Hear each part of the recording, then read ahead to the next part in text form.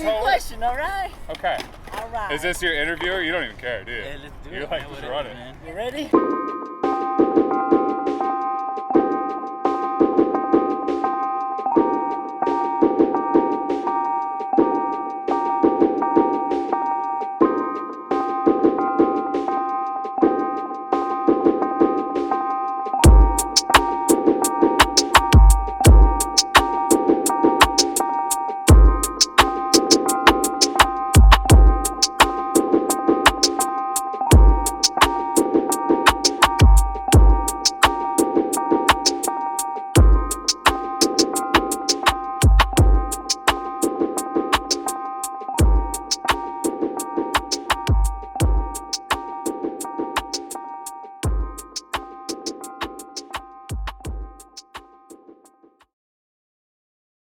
No, it's not.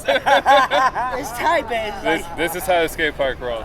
It's tight, baby. It's not like tight. Welcome to Denver, Colorado Skate Park. Yeah, this is it. This is B-Park. We're doing So great. You guys are shoe tied.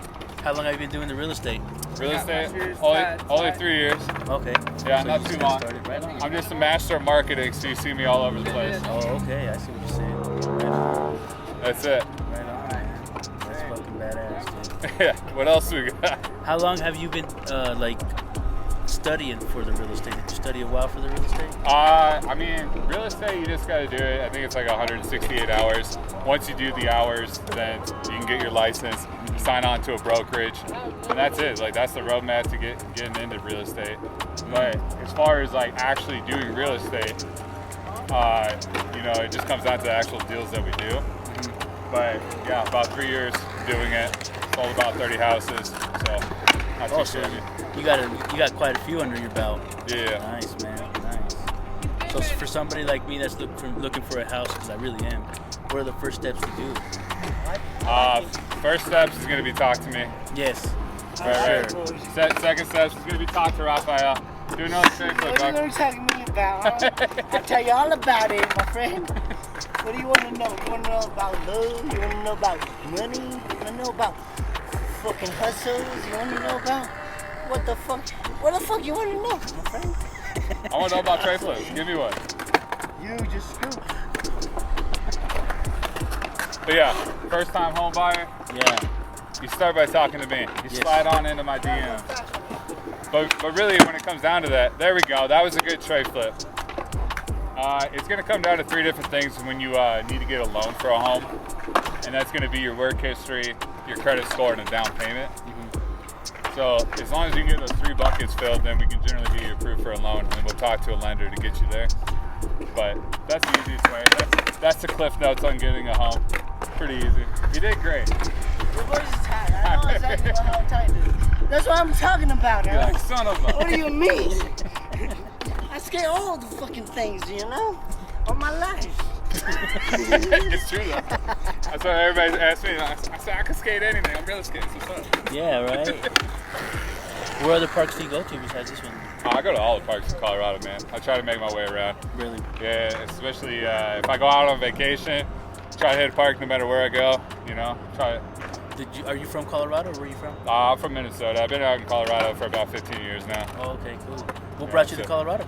I don't know.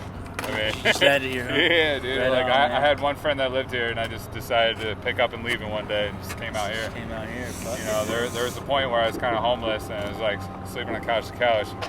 So to go from being homeless to selling homes is kind of a pretty big transition. It's something that people wouldn't necessarily see when they talk to me, but it's cool, man. And I mean, it's one of those things where it's like when you come from having nothing to like start building into something, people generally only see like where you're at, so they don't ever see your struggle. It's kind of like the glacier status. So you only see the tip of the glacier. You don't see what's actually below the water, and that's all the the trials and tribulations of what you got to go through to get to where you're at. So you're able to relate to people because of 100%, man. I've been a janitor. I've been a shuttle bus driver. I've been maintenance. Name it. You work at Taco Bell, right? Word. Yeah. So like I've worked at Pizza Hut, like all that stuff. Damn. So it's like you got to have an understanding on like where you're at, because like you got to go through like everything in life. So like literally, having the minimum wage job to, creating your own commissions and wealth or whatever it is that you're building, it's like you can have and appreciate it because you already know this, I'm sure. You learn a lot more on the bottom in the struggle than what you do at the top. Like there's harder lessons that you learn. And it's also one of those things where it's like, I don't want to go back to that. And I'm here to help a lot of skaters that may not be financially literate or understand how to buy homes or like really invest in themselves, like start making those first steps. Because once you buy a home, it kind of changes your mentality and your mindset to start doing better. And I mean, even from your home, you can start businesses from there. So I mean, you can take a segue, you can do what they call a home equity loan off of your home. So instead of getting like a small business loan, you can take a loan off of your home and start your own business.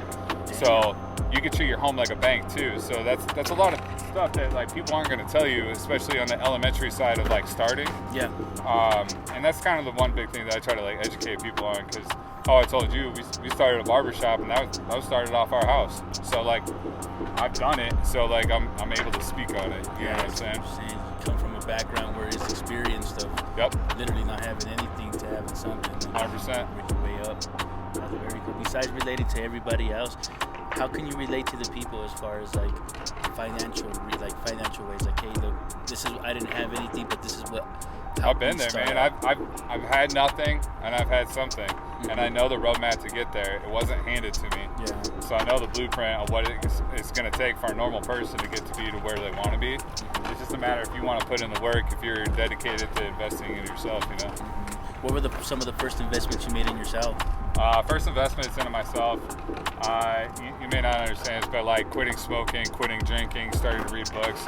That's really where it's at. And if you were to ask like, true entrepreneurs that, are on the wealthy side, if you only had $500, $1,000, $10,000, you may not be able to buy a house or invest into it first of all, but what you can do is invest in your education and then learn the ways that it's going to take to get more money and put yourself into a better position. What are some of the first tips that you can tell people is how to save money? I mean, how to save money is just going to be based off of however you want to do it. I mean, there's a rule of 70 where it's like you spend 70%, but you're saving 30%. And basically out of that 30%, you can take 10%, 10%, 10%, put it for an investment, for savings, and then generally for a charitable contribution to something. Because the more that you're giving back, it kind of gives you a little bit of what they call positive reciprocity. Basically, it gives you a little bit more of a better feeling to become better, to have a better mindset, to start putting more money into your community and like coming back. So. Do you think that's one of the steps that a lot of, I could say even us, like me, I can count myself. You think that's one of the first steps that people have trouble with as far as fucking saving? I mean, saving's hard, dude. It is. I mean, like as far as saving goes, the way that like I started saving was with my wife, and how I kind of go back to how you said my first investments. It really just came down to like even just quitting smoking cigarettes, like having bad habits.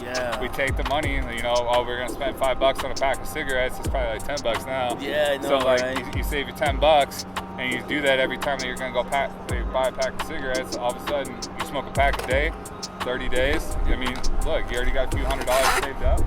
Bam, right there. And then if you do that repetitively, you're going to start learning how to save. And once you start learning how to save and start seeing opportunities, it really just like snowballs into a bigger effect. That's great. So for say for example, now let's take it to the second step. If there's somebody out there that does have money saved and ready to go, and they're scared to buy a house, what kind of advice do you have to tell them, especially with today's, I mean, at the end of the day, a house is a long-term investment. So, I mean, as long as you're going to be living there for a while, then you really shouldn't be anything too worried about, staying there. But the biggest thing that you're going to want to figure out is that can you afford it monthly? It doesn't matter if it's a $500, $600, $700 million house. If you can't afford the monthly payment, there's no point to buy it. Keep saving until you can afford it. How long did it take you to buy your first house? I actually bought my first house. This is like the most skater way. I had an eviction on my background. I had a roommate where I pay him rent and he wouldn't pay it. So kind of like grandma's boy, oh, hey, thanks. Appreciate you. So you'd hide evictions, and all of a sudden I had an eviction on my background, and we got kicked out of our apartment. I tried to rent a different place, and they're like, you can't rent. And somebody suggested buying a place, and I was like, dude, I can't buy a house. Yeah. Turns out I could. I used first-time home buyers and did down payment assistance. And basically, I bought my first house for $4,500, which at the end of the day is like first and last month's deposit anyways. Yeah, pretty much. You know, basically just use government-assisted money to, you know, start that jump into home ownership. So like for somebody like me that's pretty much a first-time home buyer, like what are programs are there for me? The one that I generally work with a lot of people is going to be CHAFA. CHAFA. Yeah. So basically, you can get approved for whether it's conventional or a FHA loan. We can see what kind of first-time home buyer, like down payment assistance programs that there are that you would qualify for. It's really going to be dependent on the lending side. It's not anything that I get into too heavily. Okay. But a lot of times, if you want like just like the cliff notes on it, it's generally just going to be a class. So like a 5-hour class to understand how you manage your money when it comes down to can you afford your home and all that, and just learning the overall like what it is to own a home. And then, you know, once they assume that you can own a home, then they'll hook you up with a good portion of your down payment. So if you're not comfortable with getting that 20% down, a lot of these programs you can put as low as 3% to 3.5% down, and then the government will help you with the other portion of it. So yeah, do you have to go through some kind of qualification to the government, or they just want to see money in your bank? It's generally going to be how much you make. So if you make $1 million, they're gonna be like, nah, man, you got money. Yeah, come on now. But if you know make under X amount of dollars, I don't want to quote what it is because it changes all the time. Absolutely. But as far as that goes, if you make under X amount of dollars, and they're like, okay, you know, we'll give you this. This is how much you qualify Yeah, exactly. for. Yep. And it'll be based off of how much you're paying on your house too. So do you recommend that for people like me that haven't really, let's say, 100%. like kind of like on the edge, and say, hey, you know what, just take some classes, that way you can have a better understanding of how to manage your money? It really just comes down to this. If you can get approved for a loan, you can get approved for down payment assistance, then it's just going to come down to how much money you put on top of it. And that's really just going to determine how much your monthly costs are going to be. And again, if you can afford it, then it's a good investment, because over time you're going to build that equity. And then you'll have an asset. And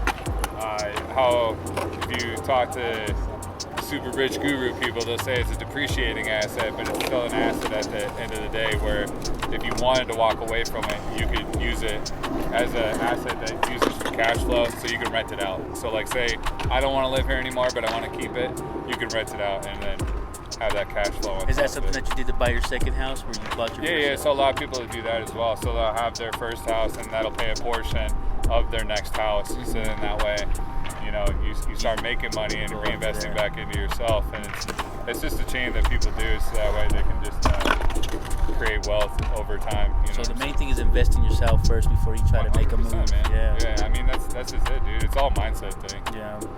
Wow. That's fucking cool as shit, man.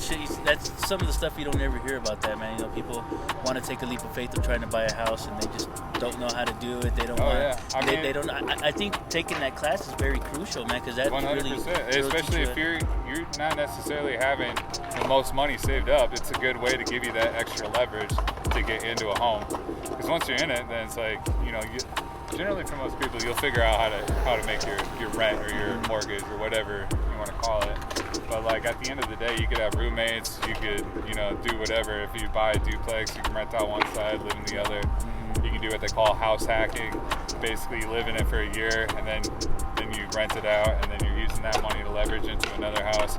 But so you're not really making money, you're just using that to get somewhere else. Because you're gaining assets. And at the end of the day, when you want to retire, having that portfolio of assets, that's really what's going to help you in your retirement, whether you want to sell them off or you have that cash flow. But a lot of people aren't going to tell you anything. Yeah, that's crazy, man. And that's why I always say I'm the realest realtor this side of reality. But like, get in my DMs. Yeah, slide on in, man. But like for real though, I mean, at the end of the day, it's, you know, a lot of realtors, and this is like a skateboard mentality too. I didn't like realtors, dude. Yeah. Like, and that's why like I kind of jumped into it, because like they don't know how to talk to people that like have zero knowledge. Like, yo, you gotta educate me on some of this stuff. Yeah, and like you are right now. Like, they're there for a commission check, man. So it's like, you know, without having that education, or like trying to help like people that are outside of their normal, they're like. So I can see how that whole like couch surfing ties into what you're doing right now. 100%, dude. Because like really I know how down to earth, man. Well, that's because like I know how to fucking break it down. You know what I'm saying? Like I've been there. You know. So you speak our language. it's not coming down to the level. It's just you're able to open up and say, hey, no, look, this is the lingo, this is how it is, and then you're able to relate it to 100%, man. I mean, an everyday person. I'm not a quote unquote like multi-millionaire like crazy baller dude. So I'm not jaded yet. I'm not jaded. Wink. I'm not jaded yet. So back in Minnesota, did you start skating then? Yeah, man. So I've been skating for 26 years. Yeah. I started when I was 10, back in Minnesota. Again, somebody stole my bike, went to something a little bit cheaper. My brother's friend sold me a board for $20. And you just been skating from there? Yeah, got hooked. That's fucking cool as shit, man. Yeah, dude. When I noticed you on Instagram and I was like skating, and you started talking about realty, and I'm like, wait a minute. It doesn't go hand in hand at all. This is unique right here, man. Because dude. you don't see that. Usually you see them with suits and ties and being 100% professional, but you're actually coming down to the down to earth to us normal folks and speaking our language, man, which makes it even better to talk to you. You know what I mean? 100%, dude. I mean, I'm a real person. Yeah, that's what I'm saying. I'm not trying to like make up some facade of, hey, look, I wear fancy ass clothes or do whatever. Like, clothes don't define you, bro. That's what I'm saying, man. That's what I'm saying, dude. Any last words for the people out there? How to hit you up? How to get a hold of you? Where to find you? Hit me up on Instagram, TikTok, wherever. It's Real Eskates, REAL space ESKATES. Real Eskates. You all ready to go skate? Let's go rip it. Hell yeah, dude.